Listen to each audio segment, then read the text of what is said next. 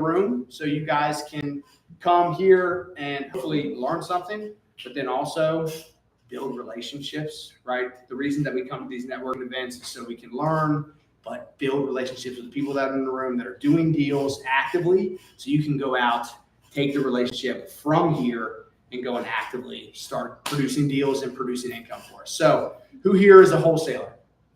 Anybody wholesaling deals? Nobody has deals. Okay, great. All right, who here is a lender? Who has money? All right, we have both residential lenders here. Title? No title. Who here is doing flips? That's what we're all here for. So 1, 2, 3, 4, right? So 4 flippers. Who here is doing buy and hold rentals? All right, who here is doing buy and hold multifamily? All right, who here is doing short-term rentals? All right, where are we doing the short-term rentals at? Which markets? DC, Arlington, and Florida. Okay. You? Arlington? Who else? Shenandoah National Park. All right, and what am I missing? What other? Construction guys, who's going to build it GC-wise? All right, GC-wise. And then also who's property management? We have property management in-house as well. Okay, great. So if you're interested in those realms, reach out to those individuals and start to build rapport with the people here. So the key is this business is a relationship business.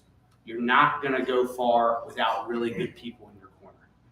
Right? You can try to do it all yourself. You're not going to be in this business for long. So make sure we're going to do about 30 minutes, 25 minutes. Then we'll give you guys some more time back. We'll have the doors open until around 8. And next time, please bring a friend. Last thing, announcement before we get started. Everybody, please scan the QR code on the far left. This is something new that we're doing. So every event that you come to and every webinar that you come for BPG Holdings, make sure that we are putting you into a drawing for I'm going to pay for a luxury stay at Macedon Mountain at our very own Michael Cook's. So you can bring your families to Macedon Mountain. So every time you come to an event this year or come to a webinar, you have to come. You can't just register. You will get into a drawing, and then you can tell me when you want to go, and you can stay at his Airbnb that he just purchased. So that's a way of us giving back, but also getting your contact information, because we are going to send you emails about stuff that we have going on. Cool. Let's talk about luxury developments, right? So 2 different guys, 2 different ways that they operate business, and 2 different markets. So I'm going to start with Chris. Chris here. Actually, give us an introduction of yourself, your business. Who is Summit Homes? What's up, guys? Chris Clark. I'm the owner of Summit Homes. We're a residential development company specializing primarily in DC. Do some projects in Northern Virginia as well. Been in business a little over 7 years now. And we're doing about 7 to 12 projects a year. Okay. Alex? I'm Alex, the Regional Construction Manager of AVEC Construction. We're residential and commercial, mostly in DC and Central VA. We do anything from decks, porches, patios to ground up construction. We've got some single family homes come up in the pipeline, and also a few commercial build outs. Great. So let's start with the beginning process of construction. How do we source the deals? We don't have any wholesalers in here. How are you guys finding deals? Chris, we'll start with you. I currently find almost 100% of my deals through real estate agents. Okay. So I rely pretty heavily on social media marketing, and I just post, on Instagram, show agents, the current projects we're working on, let them know what we're looking for. Pretty much every agent in the country is on Instagram, so that was my way of getting to the biggest audience as quickly and easily as possible. And then I incentivize them to bring us deals, offering to pay them when I buy the property, and then keep them on as the listing agent once the renovations are complete. Okay, so no cold calls, no email campaigns. I've tried. No direct mail. Tried. And I spent a lot of money on direct mail, spent a lot of time cold calling, spent a lot of time door knocking, and had very, very little to show for it. How many deals a month are you getting off of social media? I mean, agents will send me something, every day. Okay. It's obviously, it's a numbers game, right? So we look at everything, make offers on, probably half of them, and then, maybe less than 10% of the offers get accepted. But, just cast a wide net and see what we catch. Absolutely. We're mostly through the relationships with brokers. We also do with the residential team, so we're obviously sourcing our own deals a lot of times. We do mailer campaigns, email campaigns, door knocking, long-term relationships, the outreach. The biggest thing for us is definitely just through our network. What do you think? So you think network is our Absolutely. Absolutely for us is network. Okay. So let's go back to how you're going, because this is an interesting thing that I don't think many flippers do this, right? And social media now has completely changed the way that people invest. It's changed the way that they learn how to invest, right? Whether it's good or bad, right? People are getting their information from Instagram, TikTok, LinkedIn. Are you spending money on a monthly basis on these? Are you paying a videographer? How do these guys work? Yeah, so I work with a media company, social media company, and we film like 10 videos a month, and I'm paying about $5,000 a month for that. What? And I didn't know that. we go out and film content, and then I do it all in one day, and then over the course of the month I post it periodically. I make some of my own videos. You can tell which ones are mine. But yeah, spending Okay, so money. $5,000 a month. Flippers, I mean, that's a big budget from depending on how many deals that you're doing. If you're sending mailers or if you are hiring VAs, if you're hiring acquisitions associates. So that's interesting. I didn't know you were spending money. I mean, it all costs money. Direct mail costs For money. sure. Yeah, so Cold you calling chose costs money. to go that way. That's awesome. All right, so let's go to the luxury side. So, and a lot of these questions are going to be from ChatGPT because I'm never prepared. These guys, just so you guys know. Luxury, right? We're talking about how to execute on luxury. Chris, we'll start with you. You started doing mid-grade, I guess, for the DC market, and now your price points are what? What are your numbers looking like? What's the cost of that? Yeah, I mean, I would say that the whole luxury thing's probably, within the past 2 years for me. I definitely started out in the lower price points. I think the first deal I bought was for like $300K, sold it for like 500. But recently, since the market has shifted, I've found that the higher end homes are the ones that are still moving pretty well. People who have more money are less affected by interest rates. And I find that those neighborhoods are still performing well. So I kind of adapted with the market, almost stumbled into it, I would say, and kind of have made it my bread and butter now. Do you think that's a natural progression of your business growing, or is it the agents that you were interacting with were higher caliber? Yeah, I guess it is kind of natural progression. You start out and the top agent in DC is not going to send someone who's never done a deal an opportunity, but so you start out working with new people or, finding things organically. And then as you start to gain some credibility, people who are, higher up will start sending you stuff. So I think definitely probably, I guess, since I've, grown, started to receive some of those opportunities that obviously you wouldn't in your first deal. Yeah, and it's a reputation thing. The people that are doing the deals that are high end, they're not going to send it to somebody if they don't know that they're going to close because they're worried about being embarrassed in front of their clients, their sellers. You have to be able to execute, right? All right, Alex, for you, when we're looking at a site, because we're buying more land, doing land developments, what are some of the things and factors that we're looking for in terms of for a luxury development? Yeah, it's taking the property through due diligence and entitlement. You got to make sure one you're doing properly. So we just got a property in Stanton, Virginia. Originally it's 6.83 acres, I think. Yeah. Originally we were planning on doing 2 different properties on that, 2 single-family homes. Well, zoning didn't permit for that for the density, so now we pivoted to a single-family home, which you'll see some of the renderings pop up at some point. But now we're going to build it in more luxury single-family forever home for someone. So it's knowing the zoning for one thing, going through entitlement, knowing what the feasibility is, what are the setback requirements, what's the height requirements. For Chris, a lot of times he's buying these row homes. You can do underpinning, you're building on the basement, you're doing a bump up, you're doing a bump out, you're doing a rooftop, especially in historic areas. So you have to know what the feasibility is and what you actually can put on that property and what's the best dollar cost. And so let's talk about utilities. I think that's a big thing. You talk on DC, you talk on Virginia. So with a lot of the sites that we're looking at, what are some of the obstacles from a utility perspective? No utilities out there, so you gotta get them stubbed in. So working with the county is a big thing, especially for water and sewage. We also do a lot of well and septic. We run some hurdles with that for sure, with some fix and flips. So yeah, working with the utilities, making sure that's on the very early part of the process during the due diligence period. So if you're not able to push that across the finish line, you can back out of that deal. Yeah, I mean, we're in the city mostly, so we always have existing utilities, but we typically have to upgrade them, upgrade the electric service, get a new water line in, maybe move the gas meter. It's always a disaster. Utility companies suck. So just starting the process as early as possible and following up every single day, sometimes just to try to get someone who will help you out. Okay, so let's talk about processes for that. Follow-ups. Are you calling? Do you have somebody calling? No, yeah, I call. You call. Yeah, I mean, it's not every day because then they're just going to get pissed and stop answering your phone calls. Yeah. It's more of an art than a science, I would say, but following up on a very consistent basis to make sure applications are moving forward.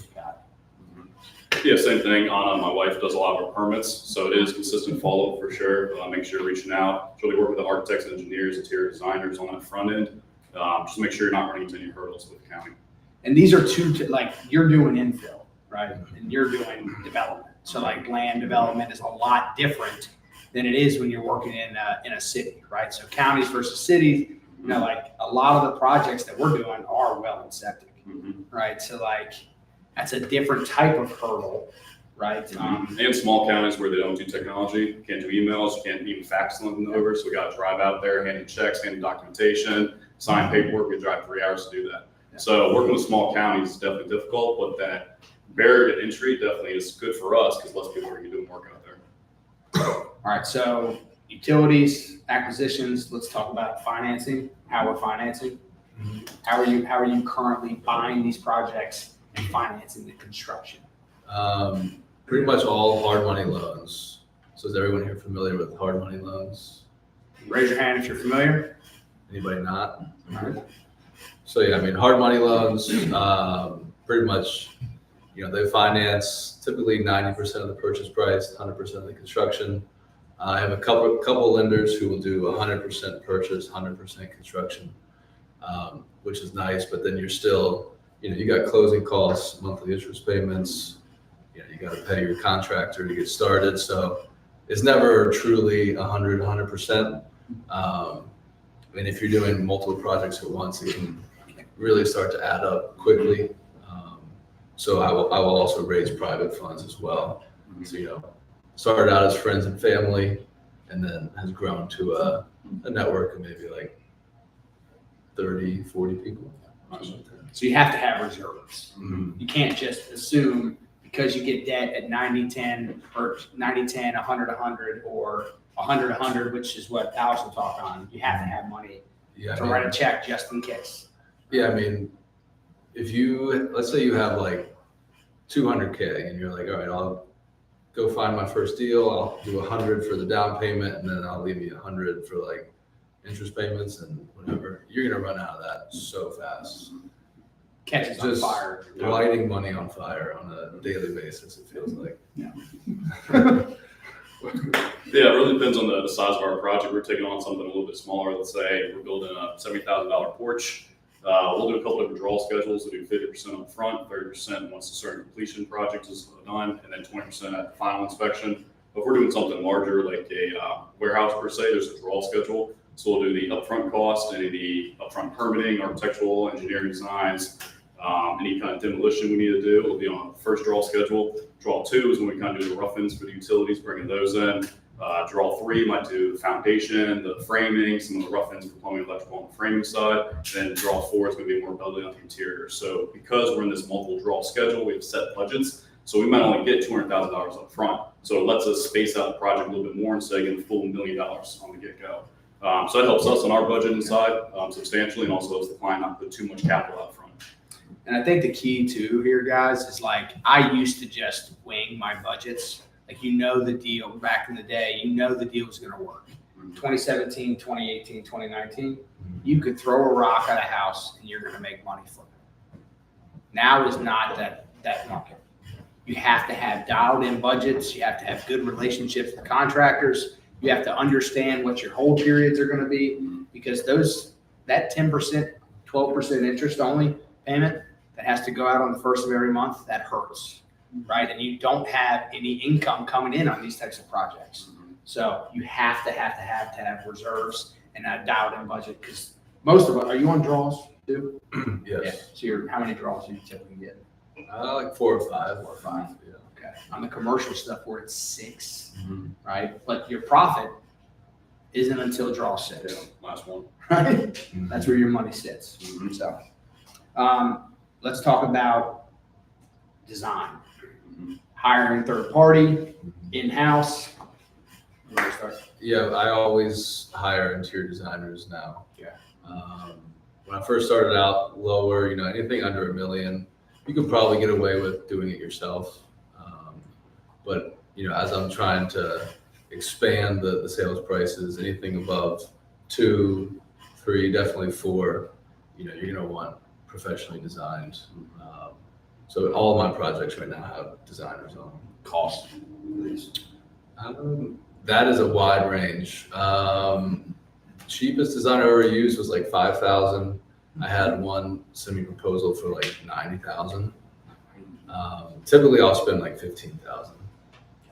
Okay. And I feel like luxury is a word that's thrown around a lot in the DC market. Where do you put that? Is it a price point? Is it a neighborhood? What do you consider luxury? Luxury? That's a good question. Maybe above 3, about 2.5. So every realtor out there is thinking they're selling luxury, no matter what the price point is in DC. Yeah, there's a lot Good of benchmark. luxury real estate professionals. Yeah. Oh yeah. Absolutely.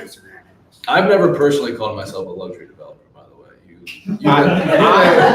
labeled me as that. Well, I consider the stuff that Quality has speaks for it. quality, right? I guess that should have been the thing, quality, because in the end, I think that you have developed a reputation in the city that when people go and buy, because in the end, we are all servants to the customer. When you are flipping houses, you are a servant to the customer. The agent does not matter. The title company does not matter. That end buyer, you have to produce a product for them that is going to be their forever house in most cases.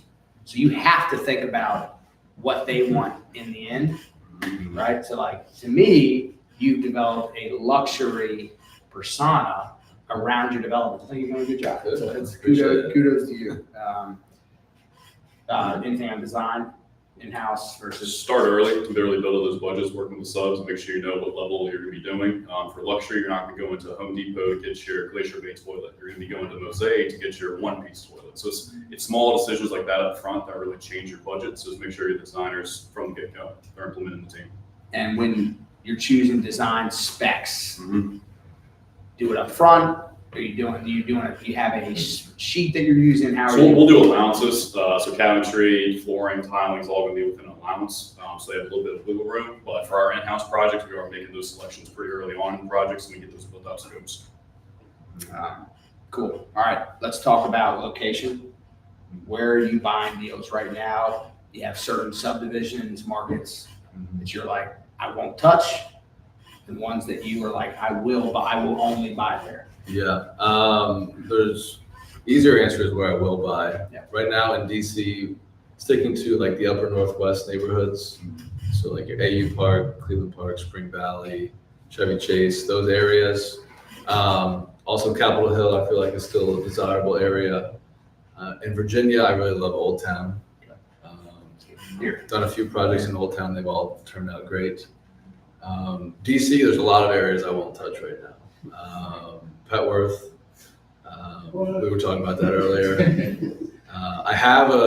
I bought a condo project like 18 months ago in Trinidad.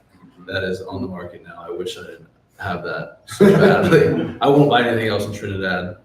Some of the downtown neighborhoods are really struggling right now. So really mostly sticking to Capitol Hill and Upper Northwest. Is that more for zoning reasons? No, just demands. Demand of the consumer. Yeah. So the consumer wants to buy there. Whether you're building luxury or building rentals, there has to be somebody that wants to live there in the end. If you can look at it and say, hey, it's a good price, it's cheap.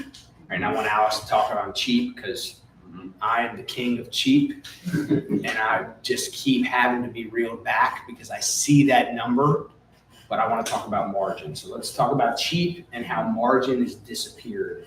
Yeah, absolutely. So we've definitely done some very cheap flips, especially in the Southern Virginia area, Clifton Forge, Covington, Virginia, It's my home. where we're buying $60,000 homes. And at that price point, you can get a fairly good return if you execute it well, but the biggest issue when we found with Covington and Clifton Forge is there's not a buyer's market. So that's when our holding costs really cut into any kind of profit. We might execute perfectly on the numbers, but then we're holding the property 4 or 5 months longer than we're expecting to. So then we have to think about multiple exit strategies. Are we going to turn this into a long-term rental? Are we going to do a cash out refinance? We're going to get tenant in there. So you always need some kind of exit strategy. I don't know if you look at a lot of your deals with kind of a different lens, looking to keep it potentially in your own portfolio. But for these cheaper flips, it's definitely something we have to look at. We've realized after executing a few of these lower price point flips that the juice isn't worth the squeeze. So we're going to be pivoting into the higher price point, especially some of this ground up construction we'll be doing. Just because the numbers look good on paper, the property's cheap, the outsell price is looking good. One small hurdle, foundation issue, roofing issue, structural issue, whatever it may be, $20,000 extra construction budget can completely blow your numbers. So just make sure you're doing your due diligence. What's that number that you shouldn't? Because we base everything on margin. So what is Don't the focus on profit. Yeah. You got to focus on the margin. You got to make sure that spread's comfortably there. What is the purchase price ARV that like you shouldn't touch? Like the ratio? Yeah. Anything under for margin, 15, 20%, I won't even look at. Absolutely not even close to that. Yeah. You got to have enough spread. Let's talk about becoming a landlord, exit strategies. You've become an unwanted landlord. Accidental. Yeah, landlord, it happens, right? Like markets, one thing we can't predict is the market, right? The market changes, interest rate change, but you have to have exit strategies. So with the luxury stuff, what is your strategy if you can't sell it? I know we talked about this too. Right? So. Yeah, I mean, the ones, I've accidentally become a landlord, as Cassidy mentioned. I've had about 5 projects I just could not get sold for what I was hoping for, honestly close to what I was hoping for.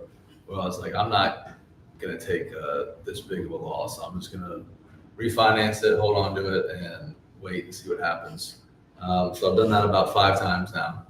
And luckily, none of them are like a $3 million house. I think if it was like that, I don't know if it would ever work as a rental. I guess They were your older projects too. Yeah, this is probably, it's been a couple of years since I've had to do this. They're all like ARVs below $1 million, and none of them cash flow, but I break even, lose a little bit every month, and I'm just hoping that in 5 years, 10 years, there'll be some appreciation. A few of them are a couple blocks from RFK site, so I'm hopeful that I might get lucky there. But You will. Yeah, absolutely. Sometimes don't luck is. Exactly. So talk about that process, the exit, if you can't sell it, what do you actually do? Yes, we're looking at a few different strategies on these flips. We're always looking to flip the property. We're using it as cash. We were trying to get some quick cash on these properties, typically 3 to 6 month turnaround times, basic cosmetic renovations for the most part. But if we do get to the point, especially with some of these lower price point markets where just real estate's not really transactional that much, we are looking to put long-term debt onto it. So financing the conventional financing, looking to get a long-term tenant in there preferably, and then hopefully within a year or two, the market shifted a little bit, maybe a different appreciation, and some buyers are actually gonna be interested in that property. But without that exit strategy, you can definitely put yourself in a very tough situation. Again, at these low price points, if you're holding costs going 2 to 3 months longer than expected, your profit's gone. There's just not that much margin on them. Also gonna do cash out refis, pull HELOC out on the property. So you just gotta make sure you're talking with your lender, a couple finance professionals, and making sure you're in a good situation to pivot accordingly. And when you talked about low price points, this is 300,000. So Yeah, 300, 200 to 400,000, I think, is the danger zone because everybody can afford to do it. right? Everybody has 10% to do a 90-10, and they could buy it. They can afford to do it. It'll be their first project. Those are the most dangerous ones. They're dangerous, right? Because if you can't sell it, it doesn't cash flow. The ARV maybe is not going to be there. This is suggestion and pro tip for if you're doing this kind of stuff, and we should probably have talked about this. You should do so who knows who's familiar with a cost segregation study, right? So cost seg is when you can do it, you can accelerate depreciation on an asset, and it's about everything that's inside of the house. It's not about the actual asset. When you put $200 a square foot in a house, that flooring's really expensive, that countertop, all the shit that you put in it, you should, if you know you're not gonna sell it, immediately do a cost seg. So you can take that depreciation for the next 3 years. It'll make the asset a little bit more cash flow dense. We have to do that on all 5 of those. Check that out. Yeah. Pro tip. Yeah. So cost segs, if you're not going to be able to sell it because you put so much money into it, you know what the cost of the materials is. You can offset that loss and offset maybe the cash flow loss through doing that cost seg. I would never recommend that on a regular rental, but only if you're flipping it and you were putting the money in to flip it from that perspective. What's one lesson that you learned from past that you will never make again in luxury, in quality development? My thing right now is just not trying to overestimate the ARV. I used to just want to do deals, and as Cassidy said, in 2017 to 2021, you could sneeze on a house and you make some money, which is when I started. So I was unrealistic with a lot of my ARVs, and I ended up getting bailed out because people would pay whatever you asked for them. And then once the market shifted, quickly realized that's not how it works all the time. And so, when you overestimate the ARV, in the end, you're only hurting yourself. Losing money on a deal is no fun. And so, unfortunately, I've experienced that a couple too many times. So just being realistic with all the numbers and only doing a deal if it absolutely makes sense, and not just trying to flip a house to flip a house. Yeah, certainly. We build out a full pro forma before every single flip, and we always do a very comfortable, safe ARV, because at the end of the day, if we exceed that, we're super happy, but if we target it or go a little bit lower, we're still in a safe zone. So you always want to be a little bit comfortable, make sure your realtors really focus on those comps, showing you the value and seeing what that sale price is going to be. Especially for some of these larger luxury flips where it's taken a year, 18 months to get to market. It's a lot of shifts in the industry from that time. So just making sure you're comfortable with the numbers. Yeah, and just in understanding that things change too. We're doing a development in Madison, Virginia, that we're the GC on this particular project. We're building out, more. We're building out 2 Airbnb dome kits. So these dome kits are from Germany. They're 30 by 30 square feet. Beautiful interiors, very unique. There's nothing like it in the industry. It's got plexiglass, you can kind of see out through nature. But everyone's doing A-frames in the Shenandoah Valley right now. That's the big popular, the log cabins. So these dome kits are definitely going to be kind of the niche in that market. But what about the lumber that we had? Yeah, lumber has skyrocketed. So since we originally were looking at that project, lumber prices have gone up 17% in a couple months. When you're talking about this much lumber for a project that size, especially framing any kind of houses, that's a drastic change. So you got to implement that into your pro forma. You got to look into change orders potentially with your GC. And it's a hard conversation. When you tell the client this is the price, then next thing you know, you're going to order the materials 5 months later and it's now this price. You got to account for that. The GC can't take that hit and spread it into the contracts. There will be a change order. So just making sure you're comfortable with those changes as well that are unexpected. So at the bottom left-hand corner of all of your pro formas should have contingency with what your percentage is, right? Typically, it should be 5 to 10%, right? Build that in, and that should be based on the total project cost. All right. So we're gonna open up for a few questions, and then we're gonna let these guys have one last word. Who's got questions for these guys? So for Chris, you say you became an accidental property manager for these 5 properties. How often, if ever, do you go back to them to try and put them back on the market? Like to sell? Yeah. Haven't tried any yet. The market hasn't recovered. I'd be in the same situation. I've re-rented them a few times. but haven't tried to resell them yet. But like if the market recovers, you want to put them on the market pretty quickly, I guess. Maybe, yeah, to reevaluate. And you could 1031 exchange it Something. once you've owned it. Like, The ones near RFK, I'm holding on to until Yeah. RFK is built. It's good speculation there. Question for Chris too. So we're in the luxury vacation rental space here in DC. So we're used to working with interior design, doing the full build out, stuff like that. My question going back to some of the prices I heard, because you're doing $3-4 million homes, are you paying like flat fees when you're working with designers, or is it price per square foot? How do you set it up?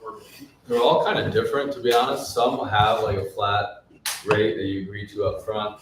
And some are hourly. So I guess those are the two models I've seen. Okay. I kind of prefer the hourly one because then, you know that they're not just bidding it fat to, make sure they make their money. They're actually working as much as you pay them. I gotta figure out who you're talking to, because everyone I talk to is price per square foot, and it's crazy. So, yeah. Yeah, I can share some names. It's a relationship thing too, I'm sure. Too. You do multiple volume jobs, so that's why people who. I got a question. I'm sorry. How do you estimate your cost? Is it kind of a per square foot thing, or do you kind of model like, you've got your contractor in place, you know about what his crew charges per week, and you figure this is about a 3-month deal plus the trades, and like, how do you model that? Is it, you have a formula, or? My first estimate will be like price per square foot. Like as I'm analyzing, a couple deals a day, I'll use a price per square foot. Then if I'm in the ballpark, I'll start refining it, like really breaking it down. Like, okay, here's what I'm going to pay the architect, the engineer. Here's what framing will cost. But just the quick and dirty, I'll start out estimating price per square foot, which for something like in, upper Northwest where we're doing a large addition, I'll typically estimate like 250 a square foot. 250. Like an interior row home with not as much exterior space, maybe like 200 a square foot. We'll do very similar. We'll do cost per square foot, and then get a little more granular coming from there, especially what quality finish level we're going at. Again, like I was saying, luxury is a word that's thrown out there a lot, but depending on what those fixtures are, that price can fluctuate substantially. Excellent. And for the luxury part of it, is that, do you kind of build that into like how you lay out the house, or is that all in the finishes pretty much? Would you say? Layout as well. I mean, if you've got a row home that's on slab, you're pretty much always going to do underpinning, I assume, and try to do a bump up if possible. Yeah. So you got a square footage that the luxury client's going to be looking for. So if you've got a small row home that's 2,500 square feet, you pretty much have to do underpinning. You got to do a bump up or bump back if the setback require it or allow it.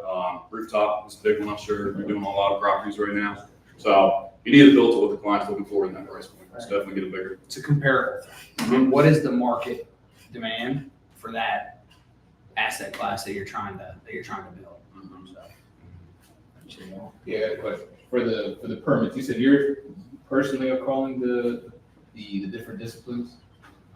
Yeah. So you're not using an expediter or? I mean, I have like an architect who does like the main building permit and stuff, but they don't deal with the utility companies.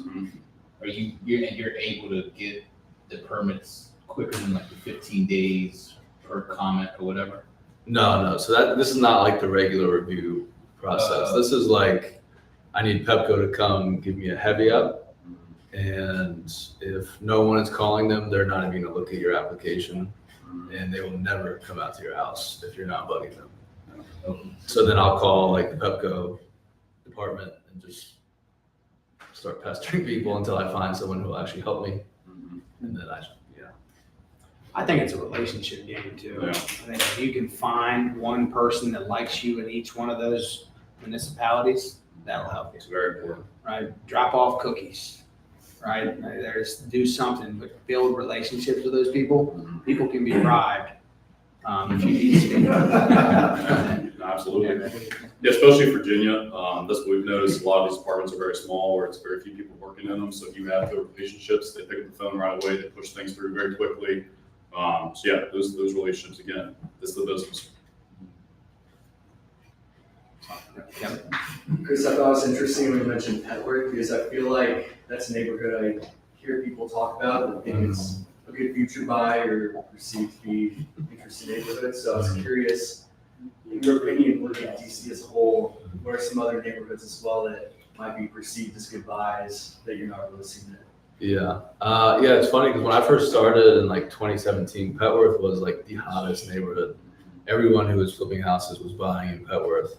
And I had a lot of successful deals in Petworth at first. And then, you know, it used to be you'd buy a house for like $550 and sell it for like, you could sell them for like 1.2 for a couple of years. And then it has dropped down to below $1 million for most of the time, unless you have a unique property for some reason. But now, I mean, I guess if you could buy it at the right number, then any neighborhood would be fine. But Petworth just has a stink on it for me at the moment. Well, not necessarily just at work, but if you're seeing that in. I think Trinidad probably is the worst like submarket in DC. And unfortunately, I have a 4-unit condo building. Real estate investors wear their scars. Yeah. I think I'm done with condo conversions for a while too. All right, that's an interesting, we have about 3 minutes. Let's talk about that. Because that is luxury too, right? So you can do luxury single family. You can also do luxury condos. Different zoning for the lot. Why are you done? Well, I don't know. The building I did is not luxury. They're priced, it's 4 units. They're priced between $650 and $750. Okay. So definitely not a luxury price point. I think the building looks really nice. It's just that I think at that price point, it's all about the interest rate. Like I was talking to Gus. I mean, I was looking at like the rate sheet that the lender printed out for our open house. And for the $750,000 unit, the monthly payment was like $5,700. And you could rent a 3-bedroom apartment, you know, for less than that and have all the amenities you would ever want. So it just doesn't make sense to buy. If those numbers were accurate, it does not make sense to buy a 3-unit condo right now, unless you just have the American dream of owning where you live. Yes. You know what I mean? Or putting a significant amount of money down. Yeah. Right, and I'm a rental guy. I like the long-term holds, and it's the same concept, is that when you're building out the product, you have to understand who you're selling it to, right? And when you're selling a $650,000 condo into the DC market, that's a first-time home buyer market. That's a first-time home buyer product. $5,700 a month, right? That person that's a first-time home buyer, I remember when I was a first-time home buyer, I had $20,000 to my name, and $3,000 a month was a very big stretch, huge stretch. So you have to think about yourself and the consumer there. But if you're in the $2 million price point, if somebody's buying a $2 million home, they probably have residual income and income and down payment money that they can solve problems with cash, right? So like, I like to rent to people that make more money than I do, right? And the same thing, when you're selling it, you want to sell it to people that tell the story, and then I'll stop talking. Tell the story about your first Old Town deal, the bank statement. The first deal I did in Old Town was a beautiful row house right on North Washington Street, and we were getting ready to list it for 2.2. And before we put it on the market, some agent wanted to show it, and showed it to a single lady. She was like 60, 65. And she was like, I want this house. What's it going to take? And we didn't even listed it yet. And this was back in 21. Crazy market. Maybe it was 23, but Old Town was still performing well. And I was like, well, it's not even listed yet, but we'll sell it for like 2.5 before we put it on the market. So 300K over asking price. And she made the offer, 300K over asking price, and her proof of funds was her bank account with like $67 million. And I was like, you had to like fucking show off like that. She was flexing on me pretty much. She was like, you think I care about 300K? I should have asked for like $3 million. But that's who you want to sell these type of developments to. All right, so last thing, if you were to give advice to one investor that was just trying to do their first deal in the development space, what would you start with, Alex? Make sure your team's built out. That's the biggest thing. Stop getting analysis paralysis, go and pull trigger, but make sure you got that foundation built out. You've got your GC figured out. You've got your designer figured out, who your architect and engineer is going to be. But go ahead and do that first deal. You've been waiting on the sidelines for years now. I know the market's hard right now, but jump into it and land it. Yeah, you just gotta go for it. It's never gonna be the perfect time, never gonna be the perfect market, never gonna be the perfect deal. Maybe you'll lose some money, maybe you'll break even, maybe you'll make money, but just get started and you'll figure it out. And mine would be, don't get infatuated with the property. Don't love the address, don't love the deal. Do the one that makes financial sense. But, all right, so we're gonna close this up. Thank you guys for coming. Let's give these guys a round of applause. We're gonna hang out a little bit. Please stay, network. Make sure that you're giving your business card to people here, and please sign up so you can get entered in for that drawing for Stone's Throw Retreat, right? Really nice luxury Airbnb in Massanutten Mountain. We're gonna give it to somebody, so might as well put your name in. Thanks, guys. Appreciate it.